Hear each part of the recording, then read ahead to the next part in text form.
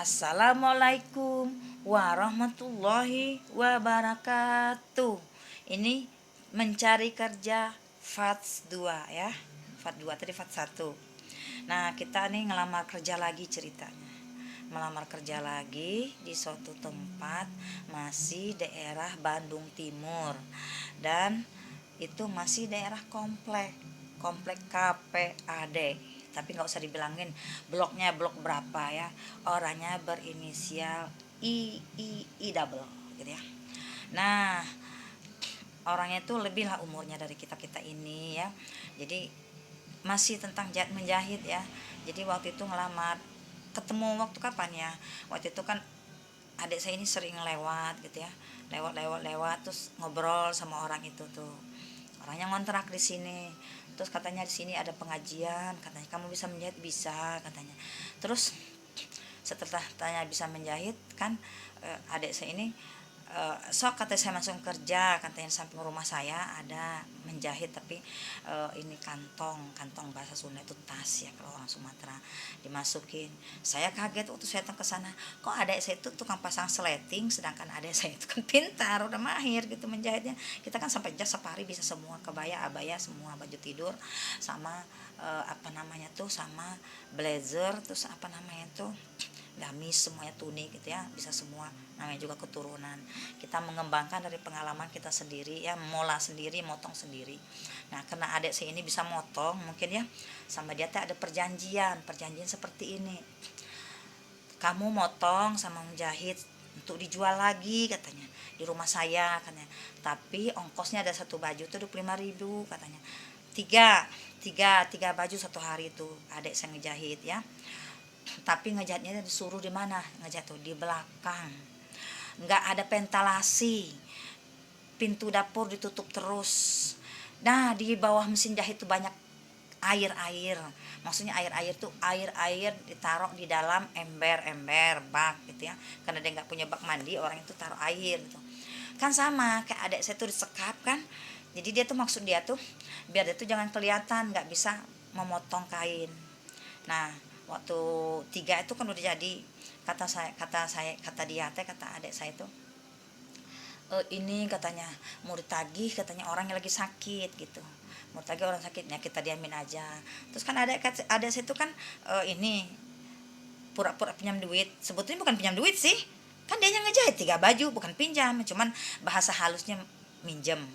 Nah, setelah itu karena saya nggak tahu nomor WA-nya, saya WA ke bosnya yang dulu, bosnya orang yang memperkerjakan adik saya ini gitu ya.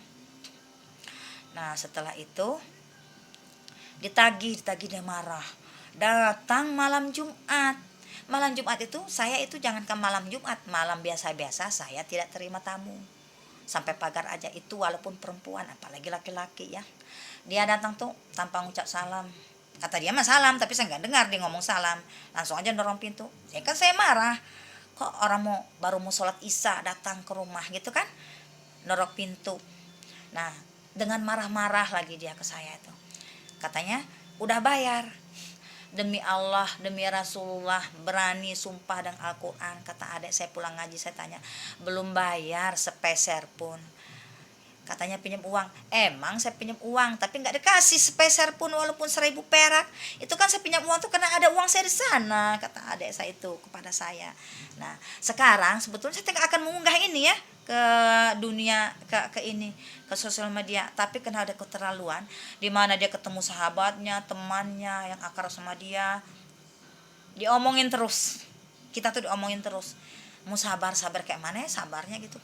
Kita tuh bukan nabi ya, sabar udah 1 tahun ya, kan dia udah kerja nggak sakit lagi, wajarlah kita tagih ya, kita dari keadaan lagi nggak ada kerjaan. Nah, setelah ditagih itu ngomong kemana-mana, ngomongnya tuh sampai ngelantur, ngomong mau ngorek-ngorek kita. Nah, mau ngorek kita tuh segala macam lah, pokoknya dia tuh menyebarkan fitnah lah intinya gitu ya. Suatu cerita yang baru didengar, kabar-kabar burung sama dia ya, belum tentu kebenaran, itu namanya fitnah ya. Yang tidak terjadi dengan kita itu namanya fitnah. Tahu kan fitnah dengan gibah? Kalau gibah itu memang benar-benar terjadi gitu, sedangkan fitnah itu tidak terjadi pada diri kita tapi diumbar sebarkan kemana-mana setiap orang. Itu kalau fitnah itu lebih kejam dari pembunuhan. Bisa dipenjara, kalau saya tuntut bisa dipenjara 4 tahun ya kalau saya mau gitu ya. Sekarang saya lagi sabar aja dulu, biarin aja deh gitu ya. Mau sampai mana dia fitnah saya, biarin aja ya. Biarin aja. Saya lihatin sampai mana. Nah, setelah itu dia membalikkan fakta dengan orang-orang itu, katanya udah dibayar. Nggak apa-apa kan, Allah saksinya, Allah tidak tidur, lihat gitu Allah kan lihat dia ngasih uang atau tidak. Saya kan lebih percaya dengan adik saya terus udah kecil dengan saya, bukan ibu saya yang ngasuh adik saya yang ngasuh adik saya itu dari bayi ya. Nah, jadi saya tahu karakter adik saya gitu ya. Nah, kita itu jujurlah di sini nah, begitulah, mau orang jujur, mau orang soleh. Kalau kita tidak mempunyai, walaupun punya skill ya, tidak mempunyai modal, orang tuh kayak yang mengandang kayak mana gitu sama kita, kayak agak memandang sebelah mata gitu ya. Nah, itulah yang tidak saya senangin gitu ya. Dia tuh mempunyai majelis taklim di rumahnya tuh, makanya ada saya dekat di situ ngaji, mengadakan pengajian katanya di rumah itu. Baru bubar selesai ngaji juga ngomongin adik saya dan saya dengan omongan yang tidak benar, maksudnya fitnah gitu, tidak sesuai dengan kenyataan. Itu tuh majelis taklim apa ya yang ngomong seperti itu, kata saya teh. Nah, yang namanya orang rajin ngaji, makanya saya teh kalau ngaji tuh lihat dulu ya, lihat dulu. Mending saya ngaji yang tempat yang jauh ya daripada orang yang kenal. Itu memang orang nggak kenal tapi dia teh agak ortodok lah, agak kampungan gitu. Jadi ya saya pesan sama si teteh ini yang double I namanya ini, masih di komplek, tolong dijaga mulutnya, kalau tidak mau dibawa ke hukum sama saya ya. Kalau saya nanti nggak sabar, nanti saya bawa ke hukum ya. Saya mau cari bukti-bukti yang otodidak, yang benar dulu, yang benar-benar nyata, nanti identik baru saya akan seret nanti Anda ya. Tolong teman-teman dari TikTok, teman-teman itu tolong viralkan ya, tolong yang namanya II double. Pokoknya dia tuh sirik sama kita karena rumahnya dia ada masih ngontrak, sirik, dia nggak bisa motong pelak, model baju juga nggak ada model, lurus aja, istilahnya dia tuh cuman bisa menjahit spray gitu ya. Lebih pintarannya juga saya yang bisa nggak bisa jahit, karena saya ngerti jahit karena saya anak tukang jahit juga ya. Satu saudara tuh turun ngejahit udah kemana-mana ya, di kontrak sama Zoraya, di kontrak sama orang Arab, ada adik saya di situ ya, bagian pola ya. Bukan saya nyombongin ya, tapi kita tuh menjahit tuh sambil kuliah, buka di Bandung ini, merantau dengan modal dengkul, sambil kuliah, sambil kursus, kalau nggak bisa kuliah kursus ya. Seperti itu kita, karena kita merantau itu karena kita tidak mau menyentuh yang berbau-bau warisan gitu. Kita lebih bangga, atau bapak saya lebih bangga dengan hasil keringat sendiri.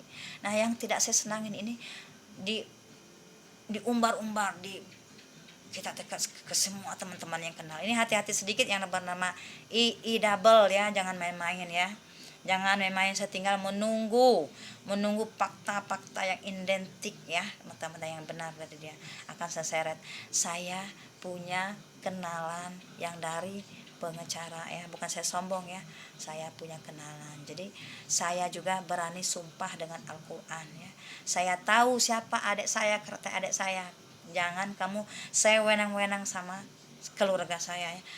Jangan, walaupun kita ini hidup sebatang kara di sini ya, walaupun hidup sebatang kara, kita tuh punya etika ya, punya etika.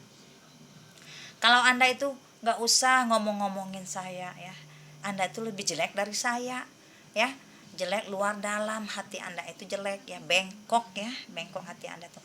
Anda itu mempunyai sifat iri dengki ya. Mending benarin dulu body Anda, bukan saya menghina Anda ya, benarin body Anda ya, makan yang banyak ya. Nah, biar Anda itu menarik gitu ya. Jangan suka cemburu, jangan suka usil orang ya. Belum tentu kejelasannya, kepastian yang benar kata-kata itu, Anda bisa dituntut, dibawa ke hukum, diseret. Hati-hati yang bernama I ya. Saya tidak takut dengan saudara Anda ya. Saya juga mempunyai hukum ya. Nah, hati-hati sedikit. Tolong teman-teman di TikTok, viralkan. Assalamualaikum warahmatullahi wabarakatuh. Karena dia udah menginjak-injak harga diri kita ya. kita tuh punya harga diri walaupun kita tidak banyak uang. Assalamualaikum warahmatullahi wabarakatuh. Tetap berkarya ya teman-teman di TikTok. Jangan putus asa ya. Jangan dengerin omongan orang, anggap angin lalu ya. Anggap apa anjing menggonggong ke pilah belayu. Terus berkarya tuh. TikTok tetap di atas. Dadah. Assalamualaikum warahmatullahi wabarakatuh. Sehat selalu ya guys.